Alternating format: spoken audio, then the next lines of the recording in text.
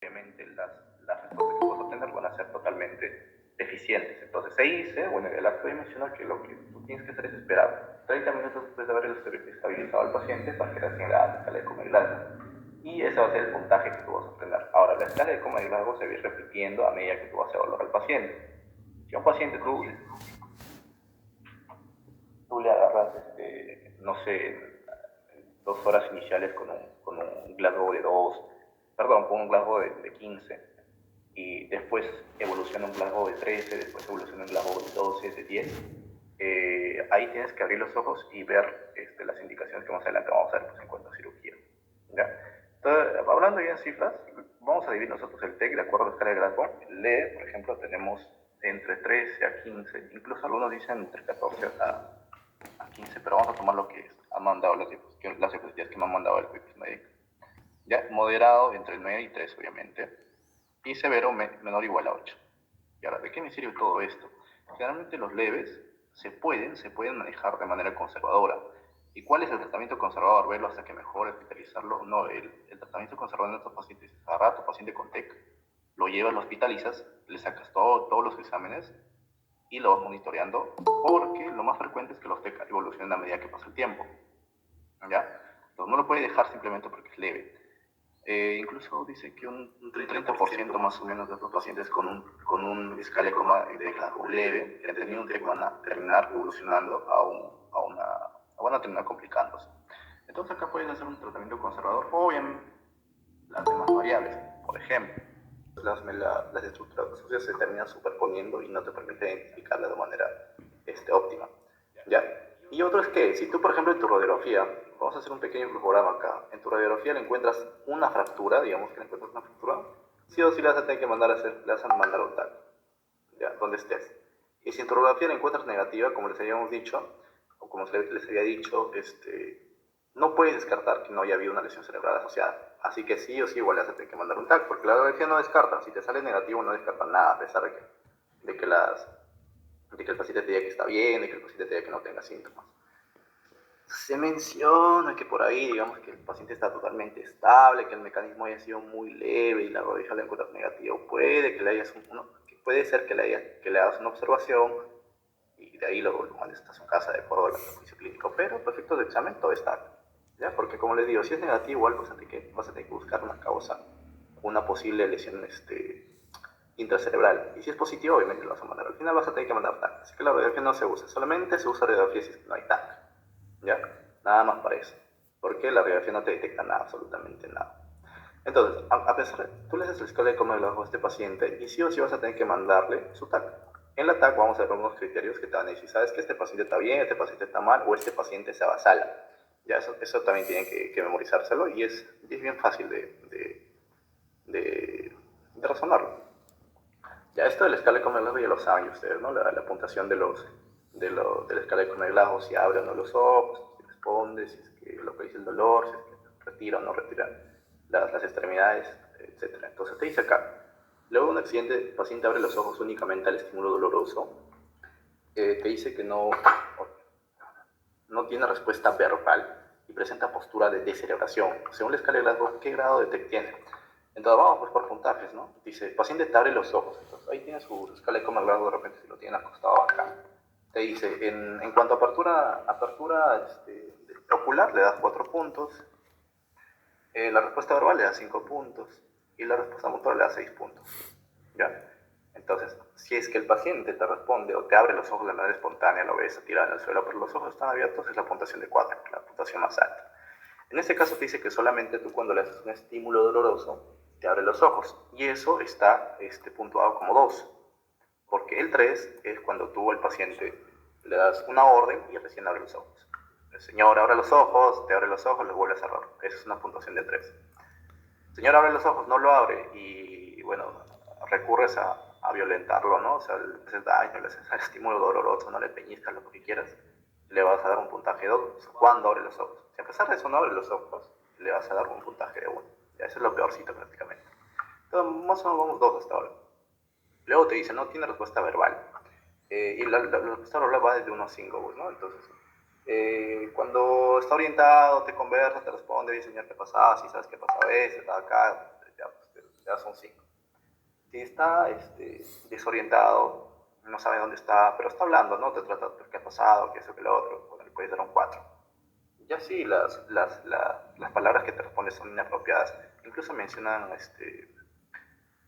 incluso te han mencionado otro idioma, insultos, o sea, cosas que no tienen sentido, pero que habla, responde, ese le puedes dar un puntaje de 3. Y podría ser,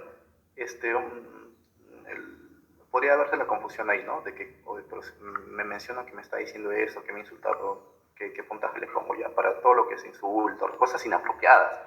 Señor, ¿dónde estamos?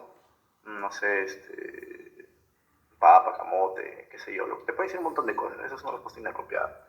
En cambio, ya cuando tú le empiezas a decir, tú le empiezas a preguntar y él te dice, ¿sabes? Que empieza a hacer, a emitir sonidos que no se entienden, empieza a emitir gemidos, trata pero no puede, ya eso es un puntaje 2, o sea, son sonidos incomprensibles. Ya cuando no responde, ya es 1. En este caso te dice que no tiene respuesta verbal, o sea, te está diciendo que el patán que le estás diciendo, le digas lo que sea, no está hablando, no está respondiendo, entonces es un 1. ¿Ya? Y presenta postura de descerebración. Hay dos posturas bien importantes que ya son patológicas, la postura de descerebración y de corticación. Bueno, son, son, son posturas que bueno, tienen su base fisiológica en la lesión del tronco cerebral. Si por ejemplo hay una lesión del tronco cerebral, o sea, lo estás descerebrando o lo estás decorticando, las vías que pasan por acá van a terminar dañándose y por ende el cuerpo va a tener reflejos patológicos. Dos de ellos son la extensión y la flexión. Patológica, obviamente. O sea, tú cuando, normalmente a ti cuando yo te pellizco y tú no te das cuenta, tú lo que haces inmediatamente, el reflejo normal, por el arco reflejo que nosotros conocemos por fisiología, es que retires la mano, ¿ya? Retires la mano, localices el dolor, qué ha pasado y todo, te des cuenta. En cambio, si tu cerebro no tiene ese arco reflejo o ha habido una falla, una desconexión entre la médula y el cerebro o el tronco encefálico y el cerebro, tu reflejo no va a ser óptimo y lo que tú vas a hacer generalmente es hacer que, por ejemplo, tu médula actúe por sí sola y haga reflejos tipo extensión o flexión, que tu tronco actúe por sí sola y haga reflejos tipo de extensión o flexión. Esta es la explicación fisiopatológica bien superficial de por qué se da la descerebración y corticación. ¿Y qué traduce que hay una descerebración de corticación? Que prácticamente ya ha habido un corte, que ya hay un daño que haya hecho que la comunicación que se da de médula a tronco y de tronco a cerebro está fallando, por algo, hay algo que está fallando ahí. Por ejemplo, ¿sabe, no? Las hernias cerebrales, digamos que este hematoma se ha hinchado tanto que ha estado herniando el contenido y ha estado lastimando, por ejemplo, el tronco cerebral. Y ahí se da este tipo de posturas. Para eso te sirve esto. De cualquier modo, si tú encuentras una descerebración o una decorticación, o sea, una flexión anormal en caso de decorticación y una extensión anormal en caso de descerebración, ya te está sugiriendo gravedad. Ya, pero en cualquier caso, si fuera 2 o 3 y no te acuerdas, ya le puedes meter 2 o 3, igual sale, en este caso te está pidiendo si es leve o moderado, ¿no? En este caso, pero te dice que es una postura de descerebración y eso te tienes que dar cuenta, ¿no? La descerebración es una extensión patológica, así que es 2. Suma sale 5 y esto entra en la categoría de un TEC severo, ¿ya? O sea, menor o igual a 8. No es que si yo tengo un paciente con TEC en 2, es severo, ¿sí? Menos de 3 ya se considera muerte cerebral, ¿ya? O sea que la clasificación de TEC severo va de 3 a 8. Menos de 3 es muerte cerebral, ¿ya? ¿Y qué me traduce esto de que el paciente esté con una escala de coma de Glasgow de menor o igual a 8 que yo debo actuar de inmediato? Generalmente estos pacientes ya son quirúrgicos de urgencia, porque como les había dicho, hay algo que me está comprimiendo, dañando el tronco, y si yo no actúo de manera rápida, este tronco se va a dañar y en el tronco están centros muy importantes como son el centro cardiorrespiratorio, centros vitales para lo que es la vida, pues, ¿no? O sea, es incompatible con la vida que estos centros estén dañados. Entonces, ahí es en donde, por ejemplo, este es un criterio para lo que es la cirugía urgente. Vamos a mostrar entre todos los criterios, pero este es un criterio para la cirugía urgente, descompresiva, en el contexto de un TEC, obviamente, ¿no? En el contexto de un TEC de un paciente con así total, hasta el que en Glasgow de 5, lo que tienes que hacer, uno es estabilizarlo. Y dos, una cirugía urgente, porque si no descomprimes ese cerebro, este paciente se va a herniar y este paciente va a terminar dañando su tronco encefálico y se va a morir, ¿ya? A todo este paso, a todo este lío le sigue la muerte, pues, obviamente. Ya, Entonces, eso es con respecto a Glasgow. Y además adelante vamos a seguir puliendo Glasgow. ¿Cuál de los siguientes rangos corresponde al de un TEC leve? Dice, según la escala de Glasgow, pues lo que les he dicho, ¿no? De 13 a 15. Incluso hay literatura que te dice de 14 a 15, pero no baje de 13, ¿ya? De 13 a 15 es un TEC leve. Y como les he dicho, ¿no? Sea leve, moderado, siempre tú vas a terminar mandándole un ataque, que sea un ataque. Y el ataque es sin contraste, ¿ya? Un ataque sin contraste con reconstrucción ósea. Bueno, perdón, con ventana ósea, ¿ya? Para ver asociación con fracturas. ¿Ya? Entonces, eso es importante. ¿Está bien? Y luego le mando a usted la del banco, no se preocupen. Vamos esto. A 2, 3, 4. De hipertensión endocraniana por edema vasogénico, te dice. Ya. Ahora, acá también viene un concepto de que vamos a tratar de matar todo lo que es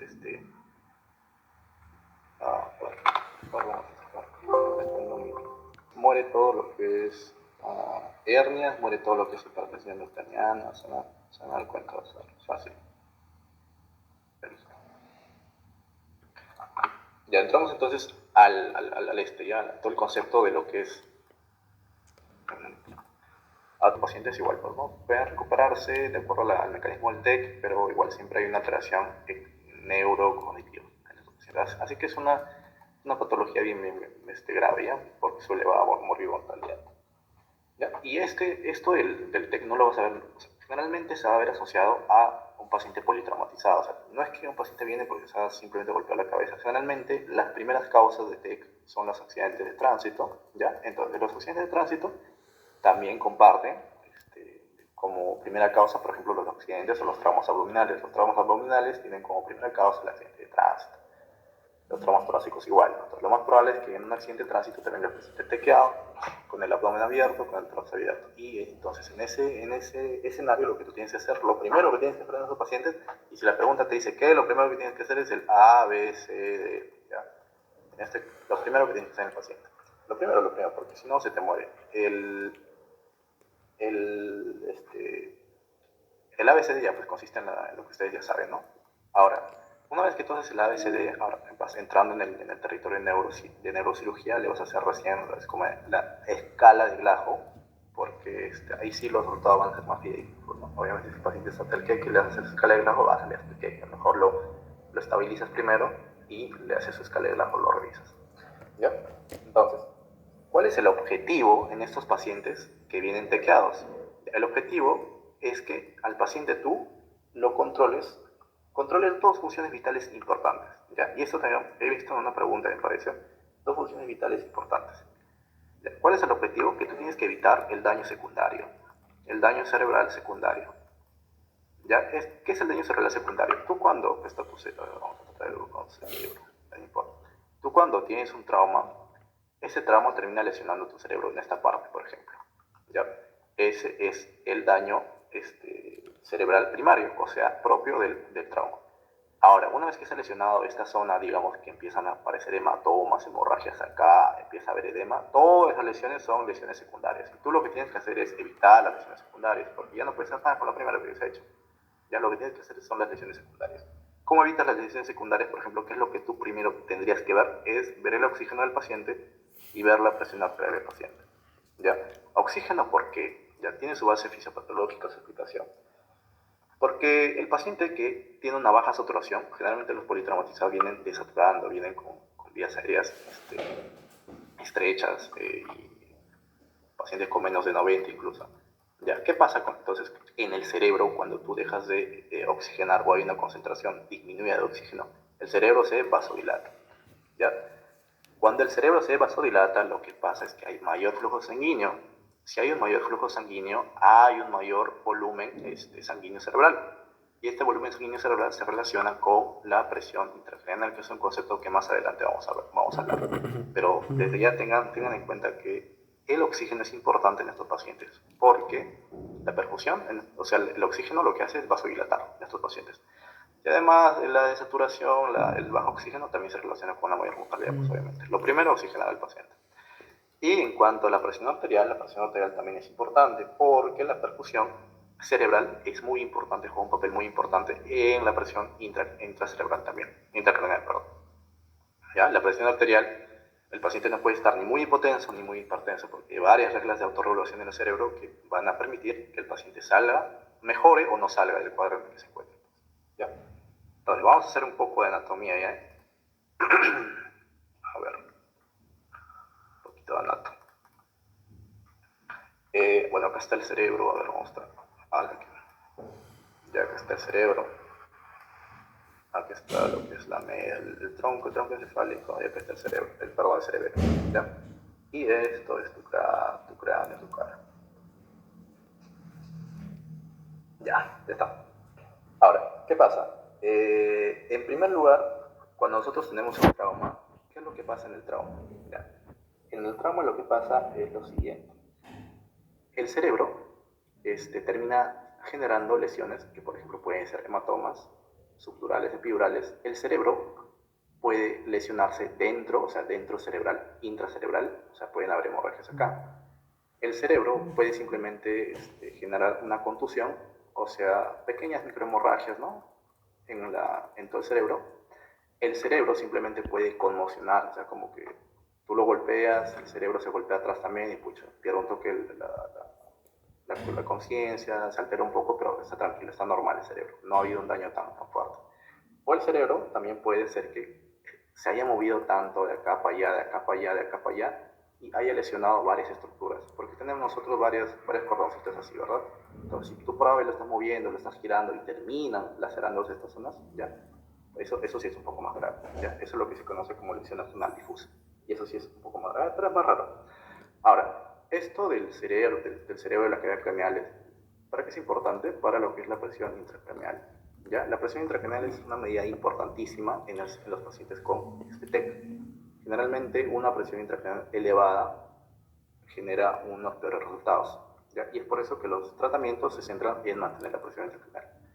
¿Por qué está determinada la presión intracraneal? Y aquí entra la ley de Monro-Kelly, ¿no? De Monro-Kelly, lo que conocemos, y dice lo siguiente, que la presión intracraneal está dada por lo que es el volumen sanguíneo más el líquido cefalorraquídeo más el volumen cerebral, o sea, el parénquima.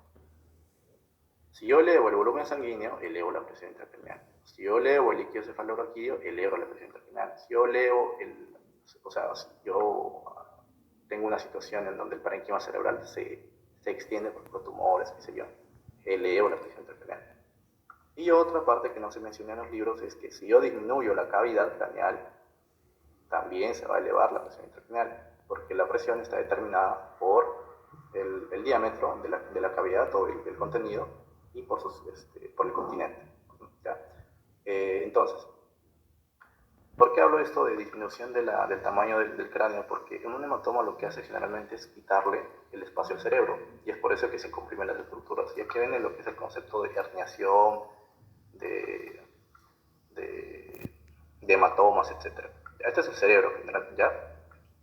Si nosotros nos golpeamos el cerebro, tenemos una dura madre, tenemos un aracnoides y tenemos una pía madre, ¿ya? Cuando nosotros tenemos un TEC, o como en cualquier parte del cuerpo, se generan hematomas, se generan hemorragias, ¿ya? Si por ejemplo yo tengo un TEC en esta zona, el TEC termina generando un hematoma, una hemorragia, y esta hemorragia, este hematoma lo que hace es expandirse al final, ¿ya? Termina expandiéndose, digamos hasta acá, y las fuerzas que comprimen esta zona del cerebro se van hacia acá, se van para acá, se van para acá, se van para acá. ¿Y qué pasa con el cerebro? Termina movilizándose, termina comprimiéndose. O sea, si el cerebro, digamos que yo dibujo un puntito acá, y acá me sigue comprimiendo las estructuras, este puntito al final va a terminar acá, ¿ya? Y es por eso que acá entra el concepto de desplazamiento de línea media. Si yo tengo una lesión, un TEC, un hematoma, que me está desplazando todas las estructuras, que me está empujando el cerebro hasta el punto de desplazar las estructuras que están al medio, por ejemplo, esta línea de acá, me desplaza todo hacia allá, es porque este hematoma está creciendo, este hematoma es importante. Generalmente se toma el valor de 5 milímetros. Ya, si yo tengo un desplazamiento de más de 5 milímetros, quiere decir que el hematoma o esa zona o esa lesión es importante y me está botando las estructuras hacia otro lado. ¿Ya? esto es una indicación quirúrgica. ¿Por qué es una indicación quirúrgica? Porque ya te está previendo de que el cerebro se está moviendo, se está empujando y a él cabe la posibilidad de que se arme. O sea que acá abajo nosotros tenemos la tienda del cerebelo, abajo se encuentra el cerebelo. Que esta zona de acá, por ejemplo, termine bajando hacia el cerebelo y hacia el tronco. ¿Ya? Cuando esta zonita de acá llega hacia el tronco y hacia el cerebelo, o sea, está fuera de su lugar, se denomina una hernia. Y la hernia toma el nombre de la zona o del componente que se está herniando. En este caso, esta zonita acá se llama el uncus, ¿no? El uncus del lóbulo temporal. Así que tendríamos una hernia local. Si, por ejemplo, las amígdalas, en lo que es el tronco, en la parte del cerebelo, se termina de herniando, una hernia amigdaliana, ¿no? Así toma el nombre de lo que se está herniando. Ahora, ¿de qué depende también que todas esas estructuras empiecen a mover, a disparar de su lugar? Del volumen, pues, del hematoma, ¿no? De esta lesión, de esta colección de sangre, este hematoma, va a depender, de su volumen va a depender cuánto es que terminan desplazándose las estructuras. Y es por eso que también es una indicación de cirugía, el volumen o el grosor del hematoma. ¿Ya? Va a depender de qué lesión estés agarrando, pero finalmente es de 30 a 20, ¿ya? De 30 milímetros. O sea, ya tenemos dos indicaciones. Si es que se desplaza la línea media, tenemos que operar. Si es que el hematoma es muy grande, va a terminar comprimiendo las estructuras, tenemos que operar. Y ahora, lo que es la escuela de Comer-Glago también toma importancia acá, porque es bacán que te digan, ¿sabes qué? Si el glajo baja, operas. ¿Pero por qué? Porque si nosotros acá tenemos esta hernia, si es que esta hernia llega al tronco encefálico, vamos a ver ya, no sé si lo podemos dibujar.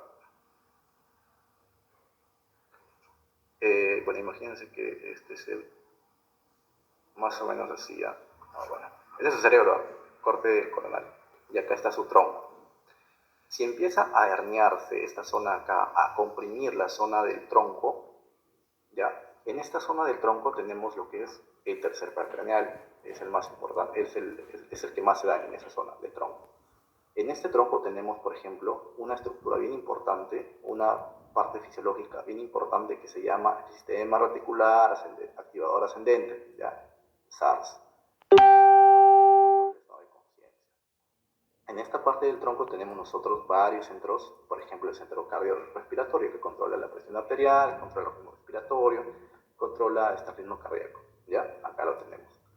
En esta zona del tronco se encuentran varias estructuras importantes. ¿Y por qué me sirve el escape de Comer-Glago? Porque si yo comprimo a este tronco y termino desconectando esas estructuras, la escala de Comer-Glago me va a salir hasta el efecto, sobre todo en lo que es respuesta motora, y acá entra el concepto de descerebración y decodificación. Así que si yo tengo una escala de un Glago menos de 8, por ejemplo, tengo que operar, ya generalmente, obviamente asociado a los criterios de imagen que yo tengo. Si yo tenía un paciente que tiene 13 de Glago al inicio y empieza a bajar, por ejemplo, 2 puntos cada 2 horas, o sea, yo lo evaluo, luego vuelvo a evaluar, ahora tiene 11, luego le evaluo, tiene 9, tiene 10, eso también es un criterio, porque te está diciendo, ¿sabes qué, amigo? Este hematoma que está acá está creciendo, ha crecido desde que he llegado, y él está en 13 porque era de repente un hematoma chiquito, pero ahora que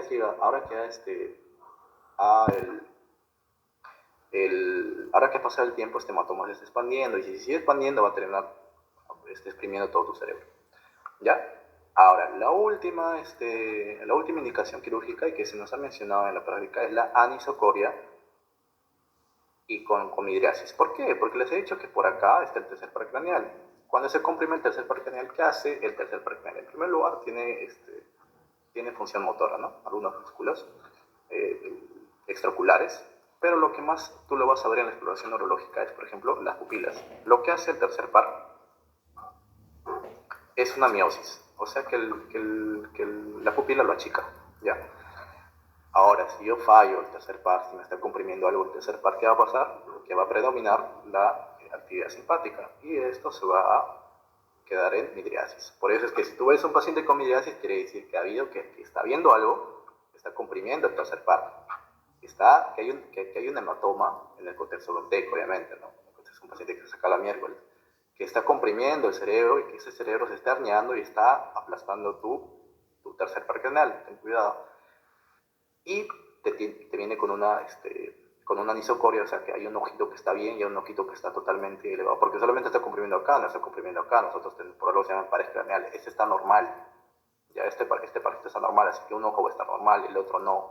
es una anisocoria, o sea, hay una asimetría de las dos pupilas y hay una midriasis. ¿Por qué? Porque el tercer par craneal tiene actividad parasimpática que genera una midriasis, ¿ya? La midriasis, entonces, la miosis, la miosis. Y si tú, por ejemplo, dañas el tercer par, vas a tener una midriasis, pues el simpático va a tomar el mal. Estas son las cirugías, las indicaciones para lo que es cirugía de un TEC. O sea, pasándolo limpio, si tú tienes un paciente que viene y llega con una escala, un Glasgow de 15, después de 2 horas que le haces su Glasgow nuevamente y pasa a 12, ya tienes que echar ojito. Pero este no es el criterio fundamental, pues. Si un paciente viene y le hace su examen de pupila y encuentras anisocoria, ya saben por qué, con midriasis reactiva encima, esto es una indicación quirúrgica. Si tú tienes un paciente con síntomas, la famosa triada de Cushing, en donde hay alteración del ritmo respiratorio, alteración de la presión arterial, alteración del ritmo cardíaco, también es una indicación de cirugía. ¿Por qué? Porque ya está comprimiendo, esta triada de Cushing te está diciendo que la hernia, que la presión intracraneal está llegando hasta el tronco esofágico. Y si tú no lo operas a morir, porque después de el siguiente paso de la triada de Cushing, que es tardío ya, es la muerte. Generalmente ya son pacientes con alta mortalidad. Y otro criterio clínico, me estoy olvidando algo. No. Ya. Estos son los criterios clínicos. ¿Son suficientes para que yo lo mande al paciente a operar? No. Tienen que estar guiados en la TAC. Y ahí vienen los criterios de TAC que les había comentado. En la TAC tú ves que la línea media, este es el. Así mero. ¿Cómo es que yo evalúo la línea en la que está? Trazas una línea acá. ¿Cuál es el punto de referencia? Esta cosita acá que es el septum pellucidum, ¿ya? Acá está, el septum pellucidum es lo que divide los ventrículos laterales. Y el septum pellucidum es una estructura que se encuentra al medio de todo. Si tú ves que que hay un desplazamiento, digamos que este ventrículo está hasta acá ya, que la línea media se ha desplazado, guiándote el septum pellucidum obviamente, más de 5, también es una indicación. ¿Por qué? Porque seguramente hay algo desde acá, por ejemplo, está comprimiendo y que está moviendo todas las estructuras del medio y las está llevando a otro lado. ¿Ya? Ahora, después de TAC, un desplazamiento de línea media, más de 5, ¿ya? Es un criterio de cirugía. Si, por ejemplo, y esto ya depende de cada hematoma, el volumen del hematoma que vas a estar estudiando, que va de 20 a 15 más o menos, incluso algunos hablan del grosor y todo, pero ya son datos que ya lo chequean. El volumen y el grosor de los hematomas también es una indicación. Si tienes, por ejemplo, me parece que en el hematoma subdural o epidural, el punto de corte es 30. Si pasa ya de 30, ya tienes que operarlo, pues, obviamente, porque está expandiéndose. Y otra indicación quirúrgica, de acuerdo a los criterios por imagen, vendría a ser que tú inicialmente le haces un TAC que está normal. Después de 6 horas más o menos un paciente le vuelves a hacer un ataque y ves que hay un hematoma que se está expandiendo. Viene a cirugía, pues no cirugías. Y estas cirugías son de urgencia. ¿Ya? Entonces, estos sí o sí tienen que memorizarse, por favor. Y no traten de memorizarlo en su papelito. Razónenlo, como les he comentado. Porque el paciente viene así y luego ves pasada por esto. ¿Ya? Y la hernia más frecuente es la hernia bucal. ¿Por qué? Porque los traumas más frecuentes son en la región temporal. ¿Ya? Y obviamente si el hematoma está en la región temporal, va a empujar la zona temporal, porque el uncus es parte del lóbulo temporal. ¿Ya? Entonces, ¿cuál es la cirugía que ya tanto de cirugía estamos hablando? ¿Cuál es la cirugía que yo tengo que hacer? Generalmente la cirugía se reserva para esos pacientes y la cirugía tienes que descomprimir el cerebro, pues, porque el cráneo, porque lo que está generando toda esa herniación, todo el daño cerebral es que el cerebro no sabe a dónde expandirse, porque está el hematoma, está el edema, está el aumento del volumen sanguíneo cerebral. Están varias cosas que terminan haciendo que el cerebro se hinche. Como el cráneo es totalmente duro, no se va a expandir. Entonces, eso es lo que genera el daño del cerebro, ¿ya? Entonces, tú agarras tu cráneo, abres un hueco, le das espacio, le das un respiro al cerebro para que pueda seguir expandiéndose. Y acá es en donde tú utilizas los términos de anatomía descompresiva, lo que es la trepanación, etc. Ya, esas son cuestiones técnicas que luego me preguntas también todo eso. Ya, ahora, estas medidas, todo lo que les estoy comentando, esto de la cirugía, son criterios clínicos y tomográficos, pero de urgencia. Generalmente a los pacientes que vienen con con hipertensión endocraniana, que tienen contacto, se les hace primero medidas iniciales, ¿no? Se les eleva. O sea, un paciente que viene con TEC y está tranquilo, no hay muchos criterios de cirugía, el paciente está con un volumen bajo, o sea, un volumen del hematoma bajo, no hay desplazamiento de línea media, se puede intentar medidas iniciales, pues, ¿no? Tipo, elevarle la cabecera, si es que quieres controlar la hipertensión endocraniana, darle las soluciones hipermolares, manitol, solución hipermolar, se prefiere la solución hipermolar, ¿ya?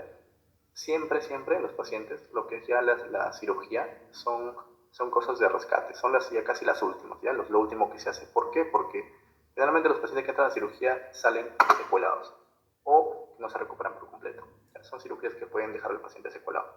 Se trata de evitar en lo posible. Pero si es que ya tienes todos los criterios, obviamente tienes que meterla a la sala, porque si no se te va a morir. ¿Ya? Si tienes todos estos criterios, ya esos criterios de cirugía. ¿Cuál es el corticoide de elección en hipertensión endocraniana por edema vasogénico? Ya, eso del edema vasogénico, lo que les explicaba el doctor, ¿no? El edema vasogénico se da porque el edema viene propio del vaso. O sea, el vaso se dilata, se contrae y esto genera extravasación de líquido del vaso, propio del vaso. ¿Ya? Solamente se usa corticoides, tengan en cuenta, en el edema vasogénico. En el edema que se da el citotóxico, no se da generalmente el glucocorticoides. ¿Ya? Y en TEC, en todos los TEC, en todos los hematomas, en todo TEC, no se da corticoides. ¿No? Con los corticoides no se dan. Bueno, el acto dice que no, ya he visto algunos otros que te pueden recomendar, pero te dice que no, está contraindicado totalmente porque le da la mortalidad de los pacientes. Revisen bien ese dato, por favor. Pero tengo entendido yo, y por todo lo que he leído de los hematomas, de todos los hematomas, que no se da corticoides. Pero el que se da, generalmente, si te piden, como en esta pregunta, si te preguntan cuál es el que vas a dar, es la dexametasona. La dexametasona es lo que se da en esta posición. Esto es por dato nomás. Dice, paciente quien sufre un TEC severo, en el AGA se encuentra una presión, una PA FIO2 de 100. ¿Cuál es el manejo más adecuado? Ya traten de confundirte con esto del PA FIO2. ¿Ya? Del FIO2, como les había comentado, ¿cuál es el manejo más adecuado? Ya, lo que primero tiene que hacer los pacientes, habíamos dicho, es asegurar que este paciente tiene una buena saturación, asegurar que este paciente tenga la presión arterial adecuada y tratar de aminorar la lesión cerebral secundaria, por ejemplo, posterior al aumento de la presión intracraniana. Te dice intubación, ventilación mecánica y manitol, son buenas alternativas, ¿ya? Pero ahora vamos a decir si encontramos otros mejor. Intubación, sí, ventilación, sí, hidrocortisona, no. Habría que evaluar si es que se da la hidrocortisona en primer lugar, porque es un corticoide, y en segundo lugar no se da hidrocortisona, lo que se prefiere es la dexametasona. Oxigenoterapia por Venturi al 50%, generalmente se prefiere la intubación. O sea, se puede dar oxigenoterapia si es que no se puede intubar al paciente, pero lo mejor que se puede hacer es intubar al paciente. Intubación endocardinal, ventilación mecánica y furosemida. La furosemida es un diurético que en realidad solamente te estaría haciendo depresión del volumen. Tú lo último que quieres es que el volumen se depresione, porque lo que quieres es mantener la presión de perfusión cerebral, o sea, el volumen cerebral. ¿Ya? Entonces tampoco. Colocar una vía endovenosa central solo para usar manitol. Se puede colocar una vía ya, pero solo para usar manitol también puedes utilizarlo para muchas cosas. De cualquier modo, la mejor alternativa a la que me ofrece cerca es esta, pues, ¿no?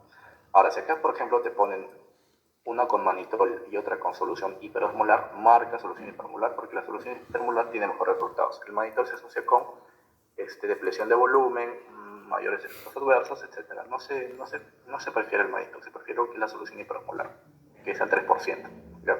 Cloruro de sodio al 3%. Ya, seguimos ya.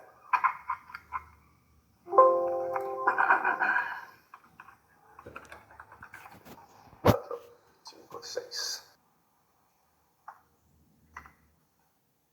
Usualmente a ruptura o desgarro de y está cocinado está asociado a una fractura de ya así viene la arteria meningia media, pasa un orificio, se va hacia la parte, esto es ya, mejor esto no. Lo que pasa en el hematoma epidural es que tú te golpeas la zona temporal, te terminas golpeando esta zona temporal y por ahí hay una arteria bien importante. ¿Qué pasa? Ya. Generalmente los tramos se ven en esa zona temporal.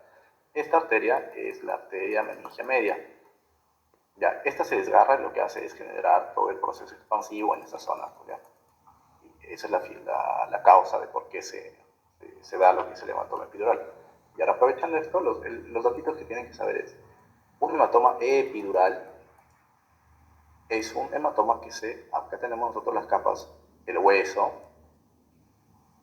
la dura madre, la aracnoides y la vía madre. Ya. El epidural quiere decir que está encima de la dura madre, o sea, acá, entre la dura madre y el hueso, encima de la dura madre. Cuando te dicen subdural, quiere decir que es un hematoma que está debajo de la dura madre, o sea, si esta es la dura madre, debajo de la dura madre estaría entre la dura madre y el aracnoides. ¿Ya? Ahora,